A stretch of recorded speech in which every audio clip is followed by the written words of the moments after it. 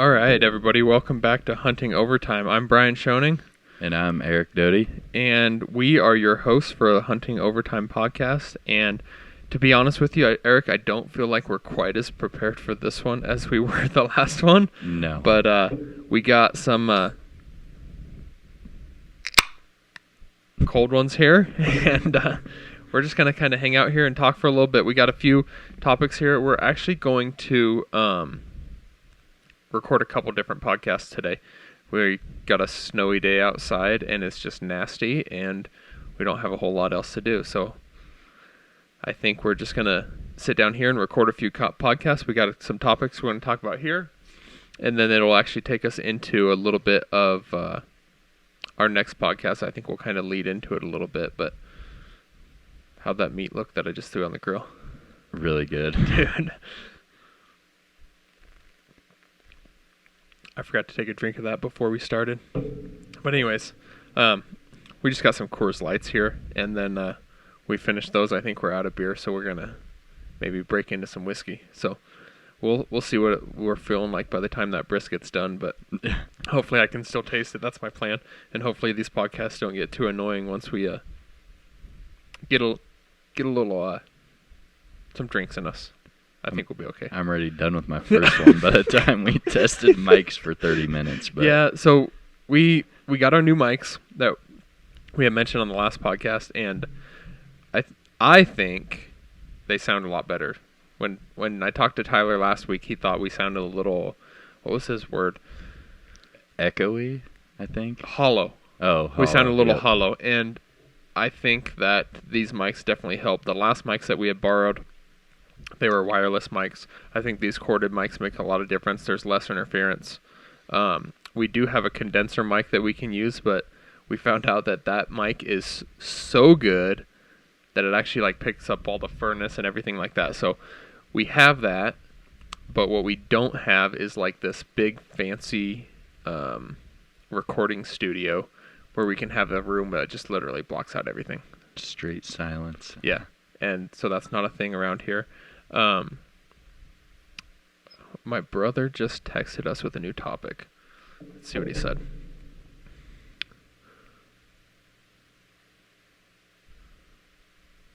Tyler said, haha, I can't think of one. Wow. That's a lot of help. Thanks. I have this list of stuff, and he can't come up with one. Thanks a lot, Tyler. He said his wife, Cassandra, can give us topics that aren't hunting. Okay, so let's talk kitchen and laundry today. No. I think it would actually be kind of cool to have... I wouldn't want to run it for my wife. You'd probably have to kind of run the podcast. But it would be really interesting to get... And I've always thought this, and I've actually listened to some podcasts, but to get the point of view from the wife's perspective.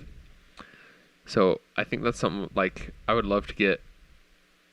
Tyler's wife could get on, Chad's wife, Cole's wife, your dog.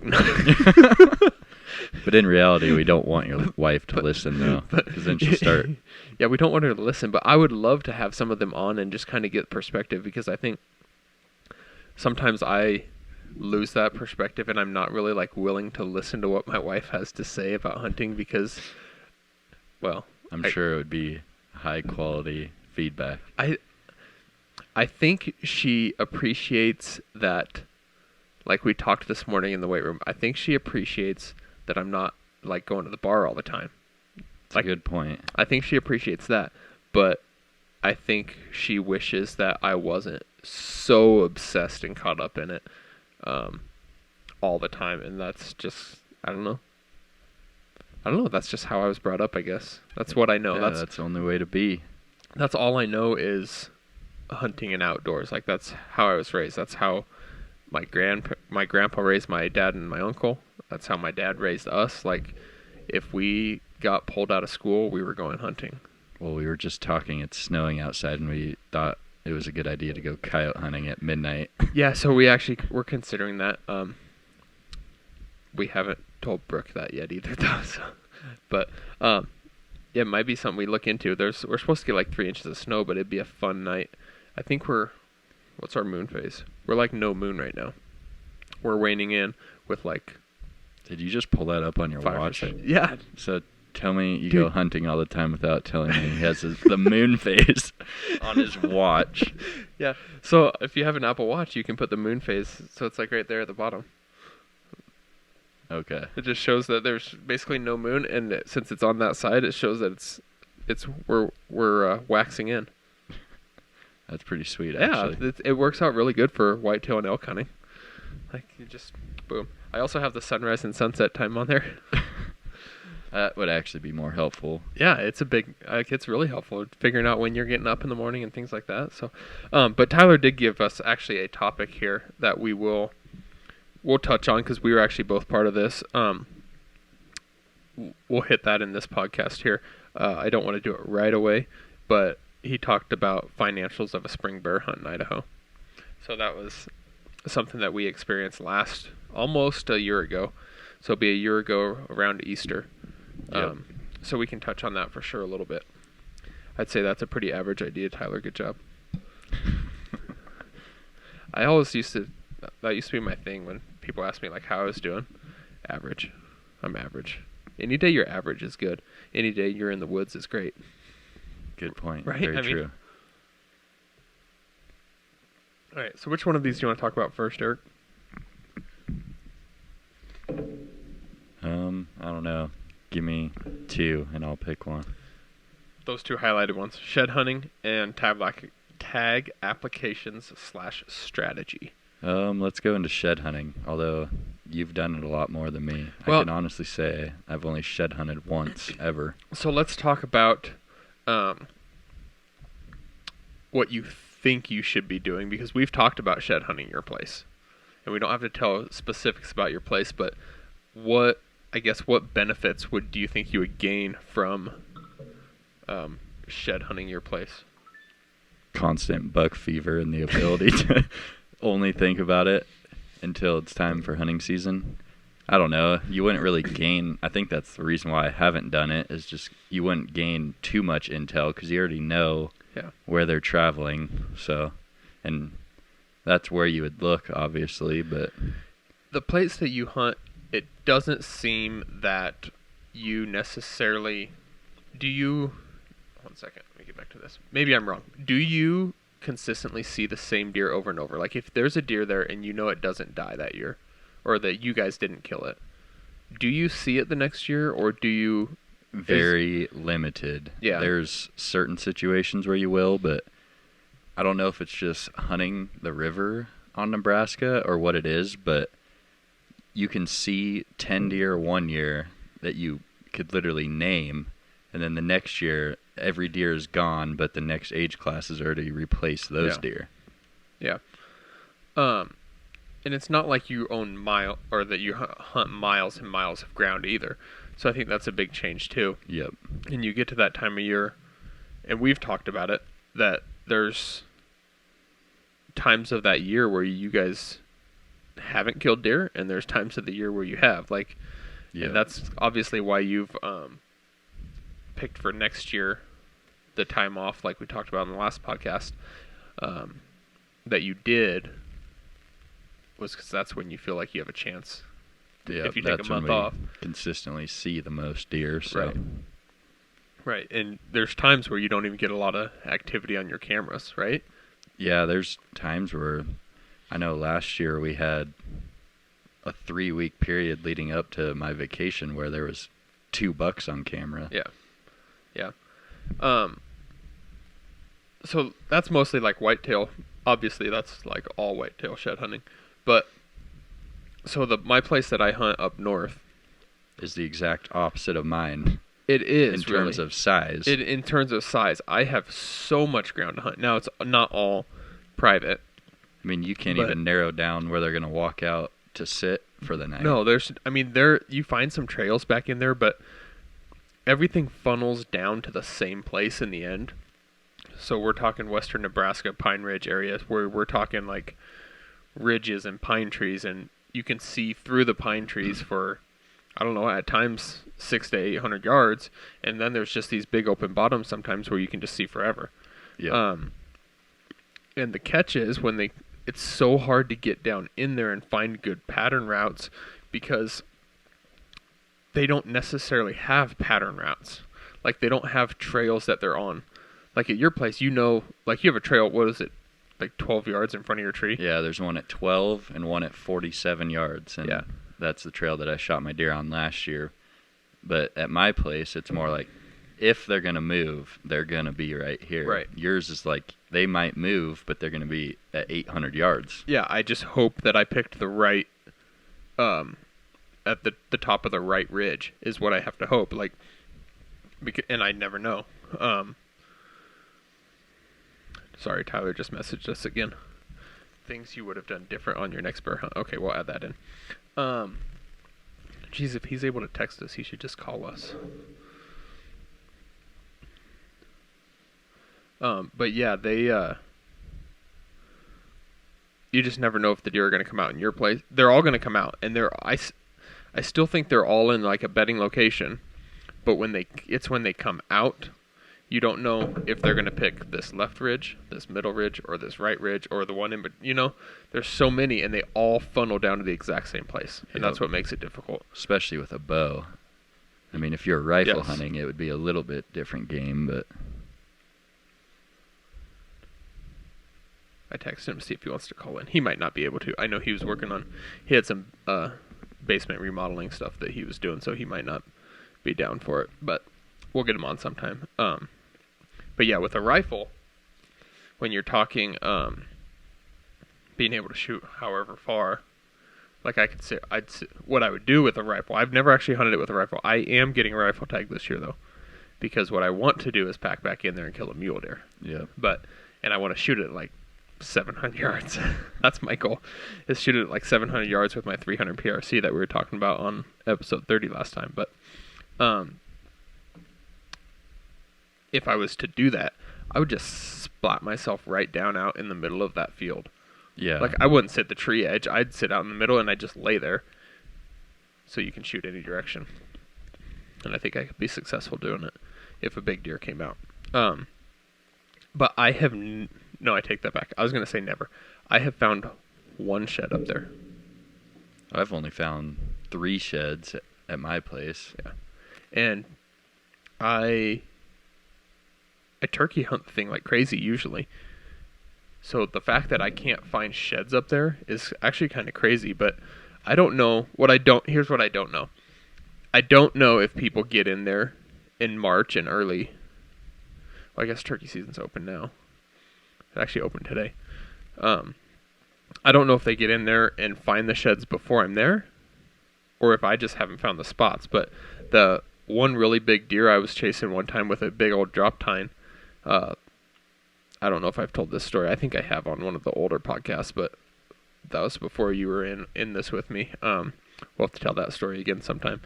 But anyways, the rancher found that shed, but it was in his hay yard. So I wonder if when it gets winter and stuff, they get into those hay yards and stuff and feed, and that's where all the sheds are. Yep. The one that Tyler actually found it, but we were turkey hunting together, and it was in a huge burn area, and this deer had just jumped a fence, it looked like, because it was right by a fence. So I assume he jumped the fence, landed, and then fell off. I put a trail camera there the next year. It didn't get a single picture for 5 months of a deer. So a deer can drop a shed, and that just proves how hard it is at your spot to narrow down where they travel. Exactly, because obviously he traveled there one time, but it obviously, when I looked at it, I was like, oh, this must be a good travel pattern. Like, it's right up this ridge. No. Yeah. Maybe in February, March it is. I don't know. But I can guarantee you it's not in September through December.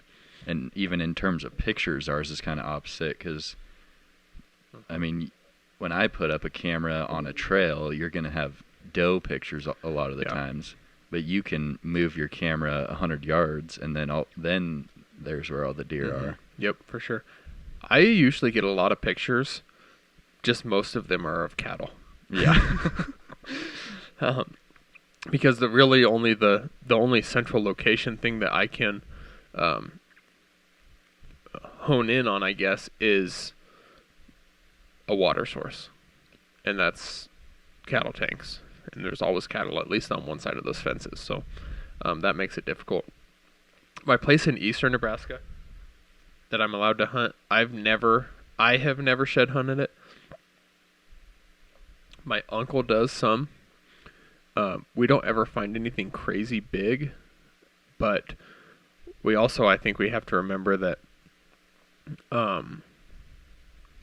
we also know at that spot that it's very similar. Like when it comes down to that time of year, for some reason, they head to the canyons and the cedar trees and out of our river bottom, and that's where they rut. That's where they spend their time.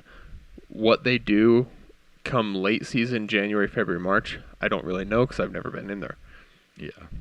But I imagine they're staying up in those canyons, and I wonder if that's where a lot of those sheds are at, because we've never found any of our big ones. Now, we've never had like a stupid big deer on there. We've had some really nice ones, but we've never had something so big that we just went in there like, we have to find this shed. Yeah. Like, so, as far as elk shed hunting, I've actually only done it one time. Sorry, I'm just trying to pull this up again. I've only done it one time with Chad, and that was quite an adventure. I think that's something that we would really enjoy going and doing again. I think you'd love it. And with 3 guys, it'd really be nice to be able to space out and stuff. But we hit Wyoming up, and we found a river, and Tyler won't be able to join us. He's still working in the basement, doing grown-up things. We're just out here playing, and he's out there doing grown-up things. But anyways, what I was saying is, went in and found this river, and we took a raft in, Chad and I, and we I don't even remember how far we rafted, but it was sweet. We did 4 days, and basically we climbed 2 mountains every day. So we gained about 1,500 vertical feet twice a day. We'd do 1 run in the morning. We'd usually just cross the river, like we'd take the raft and we'd just diagonal across, or we'd float down a little ways and find a different spot, and then go up the other side or go up. But we were looking a lot for north-facing slopes, because that's where the sun would be at, south-facing slopes, because that's where the sun would be at, and the snow was most likely to be cleared off there. We found quite a few sheds that year, and then that next summer, actually, the whole thing burned. Really? So we didn't end up going back that next year. I didn't anyways. Chad did. Chad went back with another guy, and they rode horses back in there, but didn't find anything, which I suppose if it burnt late summer, there was no time for any vegetation or anything to grow back. So the elk weren't there. Well, so they couldn't have survived there. So I'm sure now, beer gives me the burps. Sorry. I'm sure now the vegetation has grown back, and I'm sure it's probably a pretty good place to go back into. But it was a lot of fun. If any of you out there are following the Seasons Media on YouTube, make sure you subscribe to that. # shameless plug. But I do have a video out there. It got kind of wild there at the end. We had to be pretty careful, and we had our raft, the front end of our raft, I'm sure I've told you this story, but the front end of our raft actually went flat, and we were on the wrong side of the river, and we had to find a way to get across the river. And basically we put our life jackets on, and we rode like hell and just prayed that we made it. We actually rode, we put our I can't remember if we put our packs on our back or not. We talked about it, but I don't know if we actually did it because of the weight. How wide was the river, roughly?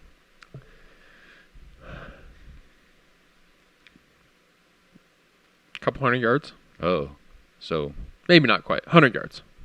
We'll call it 100 yards. Still quite a ways, though. I was picturing like 30 yards. No, and it was flowing. Like, it was springtime, lots of snow melt. Like, there was parts where we actually were sitting on a hillside, and we'd sit down sometimes in like glass for sheds a long ways away so we could like direct line to them.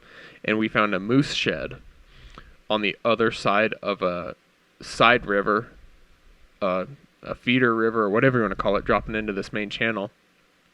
And that river was so rushing so fast, and we had already went past it on the main river.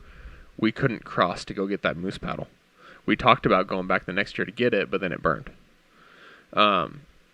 So we, yeah, like, so it was about 100 yards, and I mean, you're talking white water. Like, it was legit. Like, it wasn't just this calm, flowing, just gentle, peaceful river. Like, it was roaring pretty good. Deal. Yeah, and it was right down below that area that I just told you about, where that feeder river was coming in. And yeah, it was had us puckered up a little bit. I was going to say, it sounds kind of nerve-wracking. It was when we walked back to and saw that raft, we didn't know what we were going to do. We had no cell service. We had a extraction point, a deal made with the guy that was going to pick us up with a side-by-side because it was going to be too muddy to get vehicles back in there. And we had this deal made with him where he was going to pick us up at this time. And at that point, we didn't know if we were going to make it. Like, back. Because we didn't know how we were going to get across the river. Hindsight, I suppose we could, if it would have been so bad, I guess we could have walked down the bank and been on the opposite side of the river from where he was going to get us. And so he at least knew we were alive. Yeah. But we weren't sure. I mean, the worst thing that we had in mind of happening is that we started going across this river, and water came into that raft and took the raft under, and then everything goes. But what we did is we actually took the front end of the raft, and it has ropes all the way around it, and it had some chairs in it, and we took the front end of the raft with the rope, and we pulled it back over one of the chairs. So the raft was like, the length of the raft was like cut in, like, we like cut a third off the raft. And we put, I can't remember, I think we put that towards the front because we didn't want the water from the back rushing over the top of it. So we put that in the front, and I'm pretty sure I had my pack on, or at least had it close by me, but we were ready to bail. And if we had to bail, we were confident we could get to the other side. I wish I could remember if maybe I took the big bag off. I know I had something on my back with some like essential stuff where like if we got to the other side and had to start a fire, I had those types of things.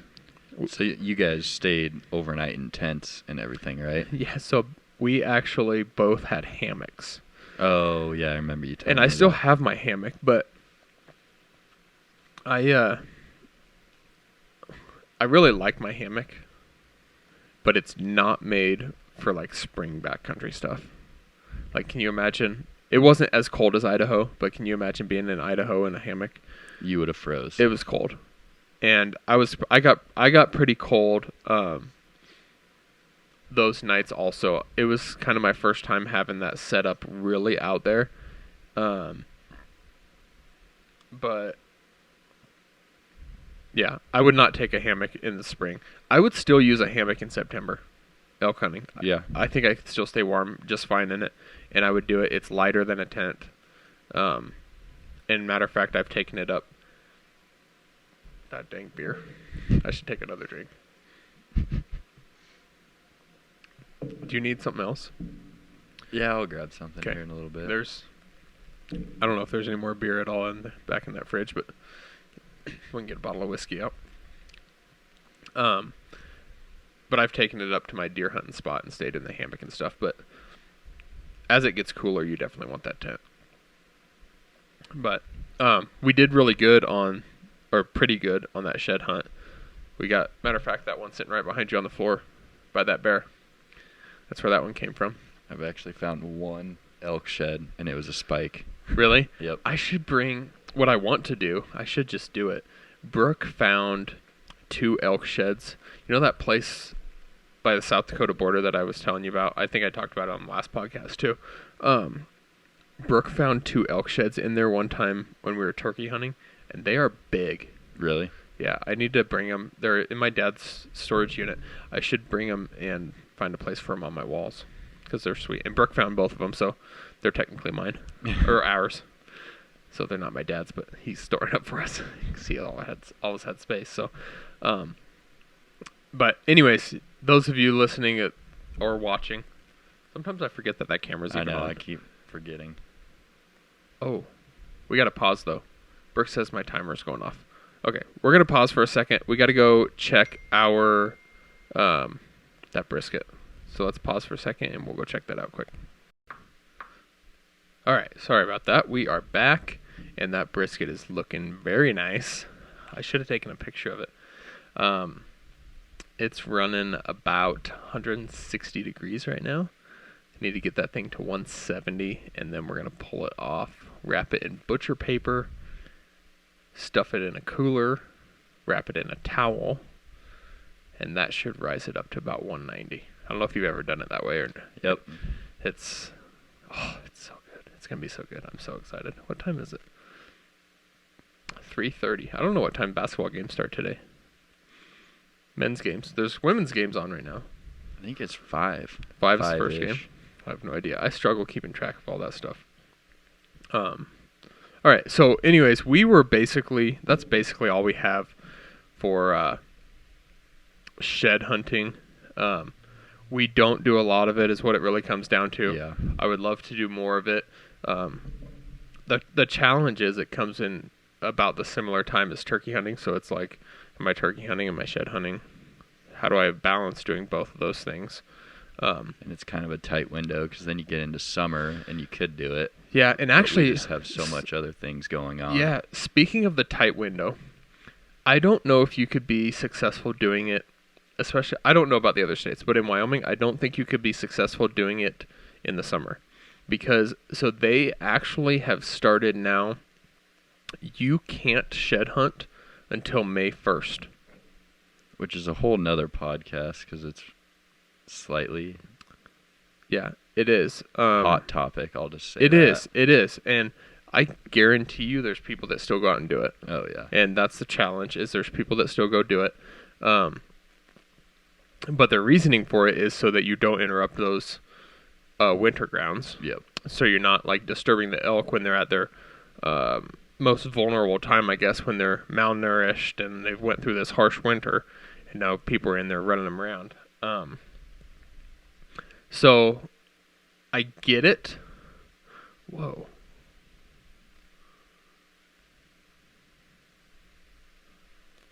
Huh. Sorry, I thought it's showing that my watch clock is on my computer, but it's not relaying the time difference. Anyways, so I'll close out of that.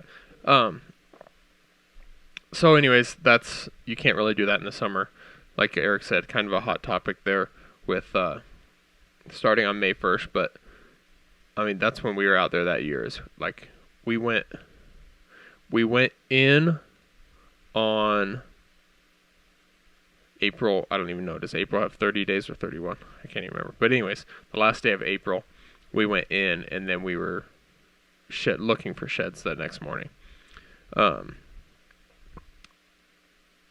Did you get a new drink? Maybe. Have you figured out what it is yet? No.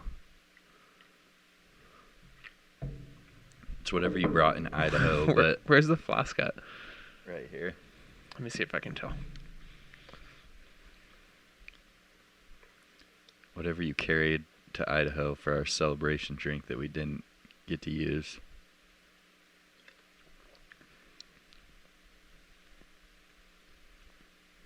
I think it's Breckenridge. No. It might be Breckenridge stuff. I don't know. I can't put a name to it. You want that back? Put that back over there on that shelf, would you? It's good. I like whatever it is. It'd be really good on ice rather than that flask. But anyways, so the next thing we're going to talk about before we start rambling too much is some tag applications and strategy. We actually talked a little bit about this in the weight room also this morning with the podcast we were listening to. During that, we are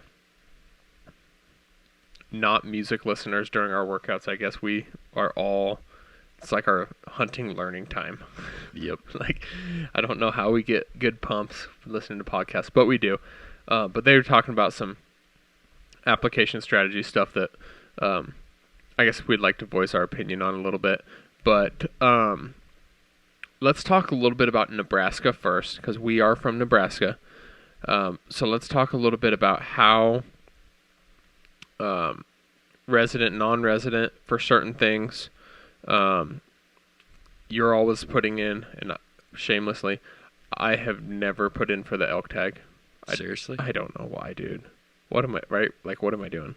The guy who has a spreadsheet for how many different states? Probably 10. 6, I think, yeah. 6 different states, but he doesn't put in for his own state of only residents. Yeah. It's so dumb. I don't even know what I'm doing. Well, I honestly, the thing that I think probably deters me, and I need to just start doing it, but I think the thing that deters me is knowing that if I draw that, I'm going to have to pay a bunch of money probably for land access. Yep. Which is kind of unique about Nebraska because there's not all these wilderness areas and state parks that you can access. Right. I mean, I could hunt them if I put in for the unit, like where I deer hunt. I could hunt them on some public. But if I want to shoot a big one, like a really stinking big one, it's not there. No. Like, that's not going to be my spot. I have to be on that North Platte River area. So, if you can kind of take us into some of the things that you do, Arik. I obviously know them, but let's talk a little bit for these people and explain to them some of the things that you do for your Nebraska application. Correct me if I'm wrong. You don't have... Did you buy Wyoming points this year? I did, so okay. I have one Wyoming Okay, so we can talk about that a little bit. But other than that, you don't have points anywhere else, right? Okay. So for Nebraska elk, it's pretty short and sweet because, first of all, only residents can apply. Right. So there's not even really a point system. You just apply to the draw out of the hat lottery. If you don't win, you get a bonus point, which is just an extra name in the hat for next year. So you just apply for that every year in hopes of getting it. Yep. Or if you're Bryan, you don't put in. Or, yeah. Gosh, you got to throw me under the bus like that. Gosh, darn. Yeah, it's really dumb that I'm not putting in. What about, so what happens, I already know the answer, but explain to them what happens when you draw your tag. Like you said, it's once in a lifetime. Yeah, it's once in a lifetime. Well, technically, maybe not, because you can put in for the super lottery, but yep. Generally speaking, it's once in a lifetime. And most people, when you draw it, you have to get on landowner lists. Right. So strategically, what you should be doing if you're a Nebraska resident is you should have a list. Like, if you're applying, you got to know. You better know who you're calling. The list of 5 people you're calling, so you got to know which area you're putting in for. Yeah, and you have to, like, you should have your landowner list, so as soon as you get that notification that you drew a tag, you better be on the phone. Yeah, 10 minutes after the draw's over, the lists are full. Yeah. Yeah. I don't know, do guys get on lists before the draw? I don't even know. I don't know. I'm not sure. I don't know either. That'd be interesting to know. Maybe I opened up some bad ideas there. I don't know. We just gave everyone our secrets. It's a good thing the 2 people that listen to our podcast probably not applying anyways.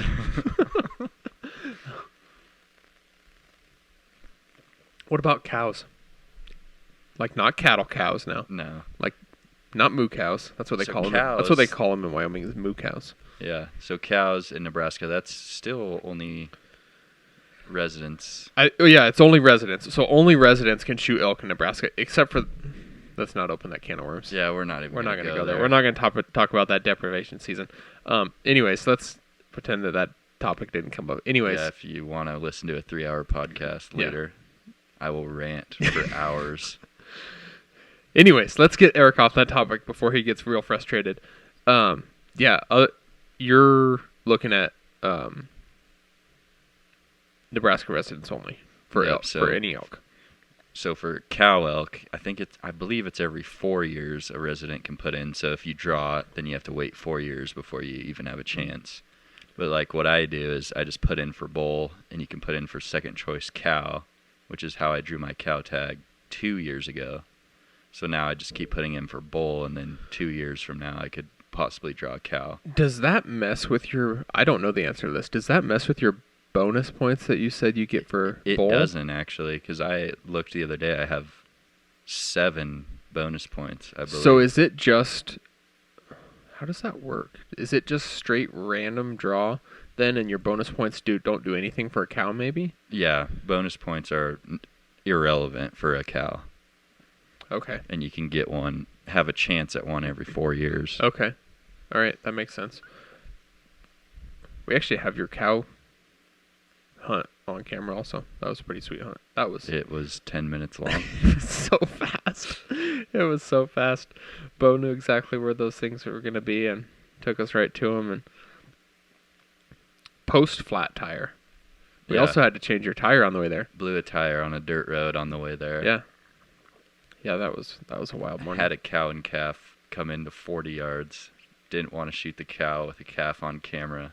Well, I might have, but Bryan corrected me on the fly because I almost forgot. Yeah. And then the whole herd basically jogged at, what would you say, 80 yards maybe? It was pretty close. They were really close. Yeah. Shot the one in the back, and we went home. Yep. And it was on the grill by noon. Yep. Yep. Yeah, that was a fun hunt. That was cool.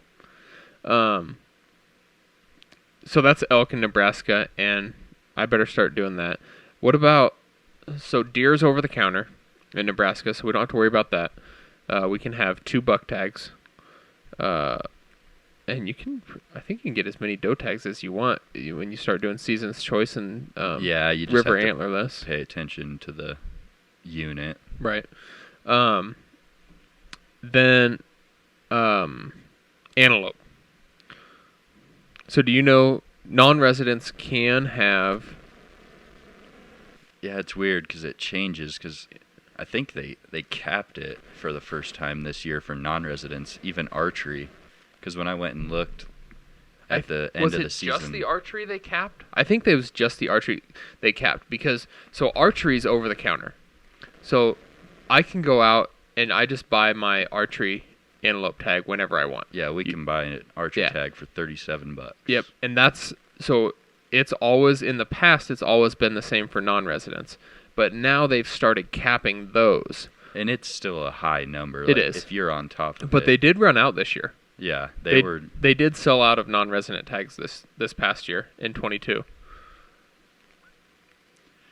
And then you go in, if you want to use a firearm, it gets a little bit different because, like for you, I guess I'll let you talk about rifle first because that's what you put in for. Yeah, I've always put in for rifle, and the unit it's just like... It's more by county, right? Yeah, so it's basically by, well, and not even county area. It's just different units, I think. I'm not for sure, but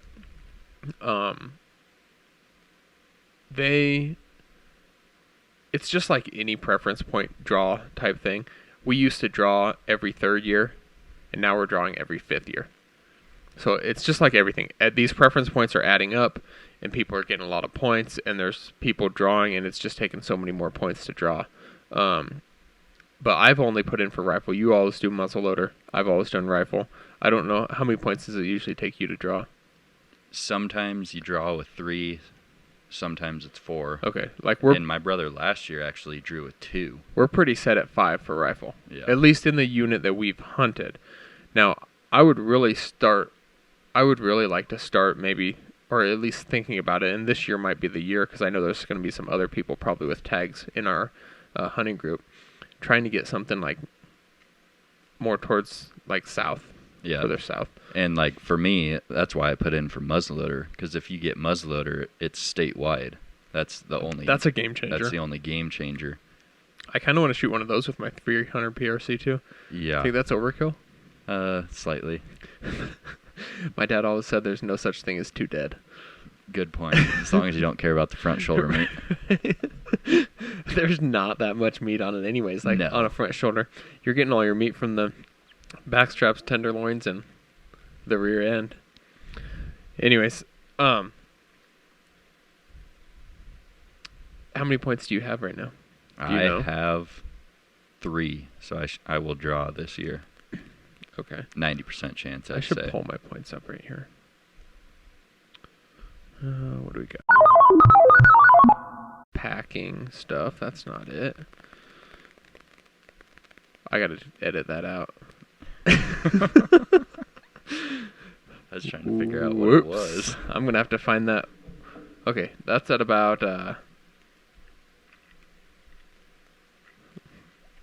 45 minutes. I gotta edit that out. Gosh darn it! About bursted the bubble on that information, didn't I? Now I gotta listen to the whole thing and edit that out. Hold on. Let me find my.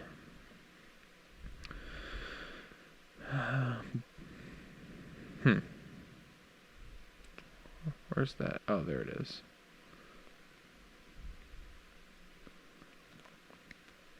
So I have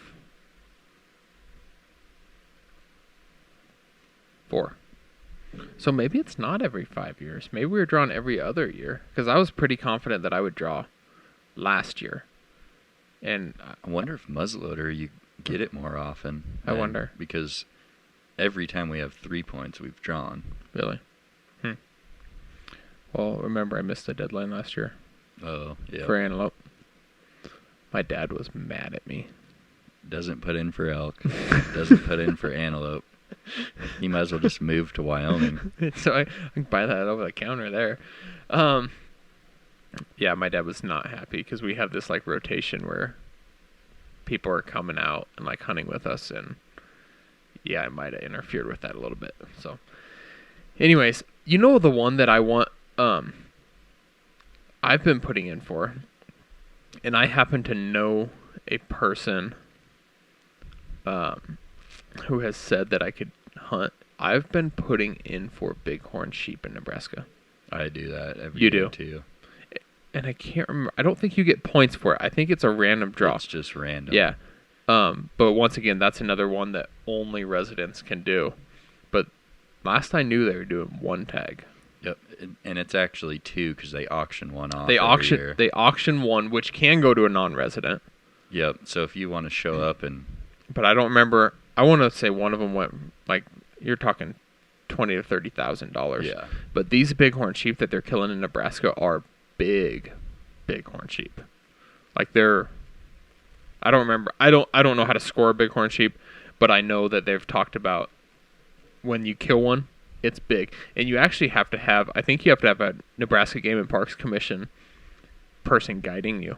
I think is one of the restrictions requirements. Yep, they go with you. They split up, and they radio you in for where they're located. The only reason I know that is because a guy from Bridgeport 3 years ago, I believe, I know a guy that drew it. Oh, really? I know a guy that lives up by the state park up by Shadron, and he's told my father-in-law and I to make sure that we're putting in. So I've been doing that. He said we could always have access to his land and stuff. Just a connection. Oh.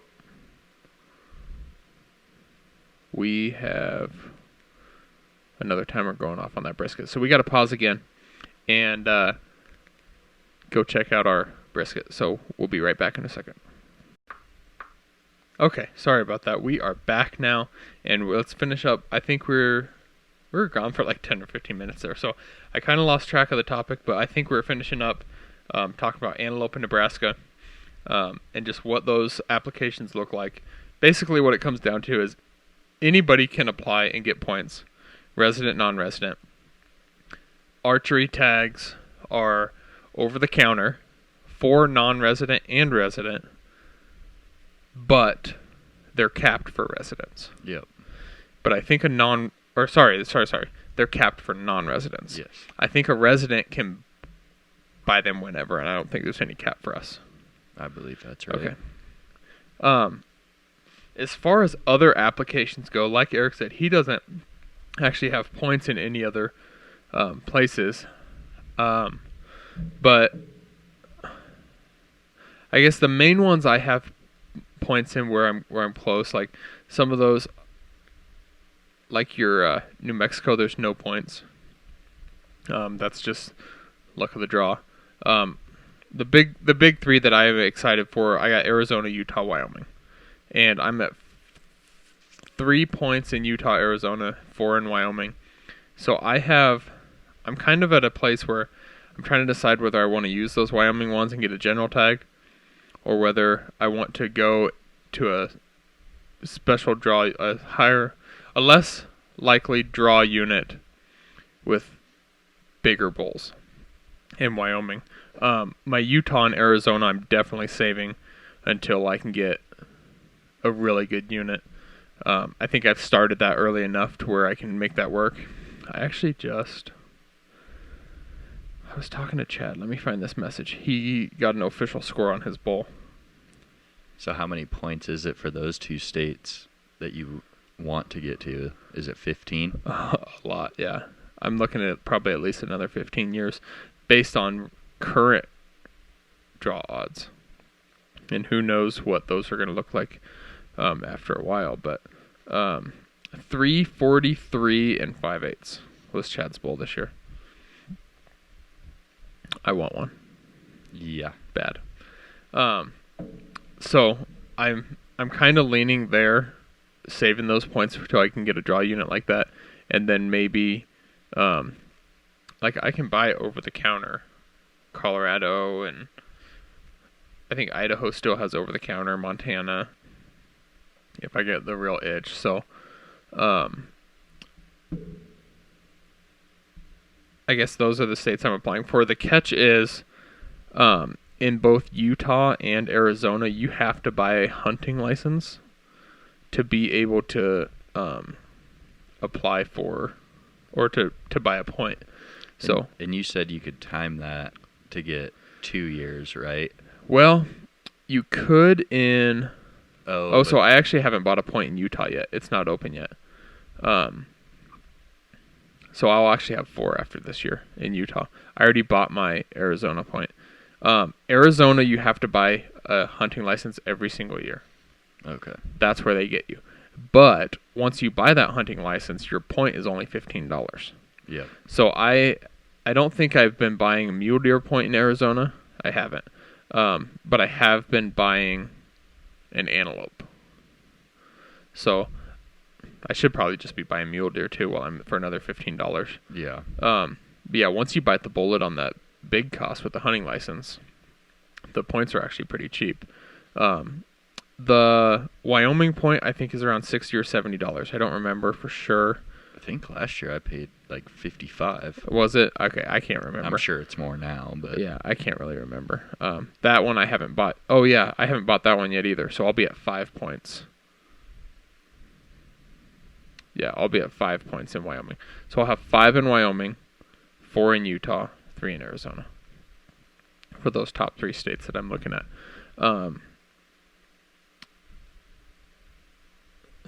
Mule deer, I've been putting in Utah and Wyoming. But we can kill some mule deer here in Nebraska. Antelope is Arizona, Nebraska. I don't have any moose points. No brown bear points. No bighorn sheep points. And I have 3 black bear points in Wisconsin.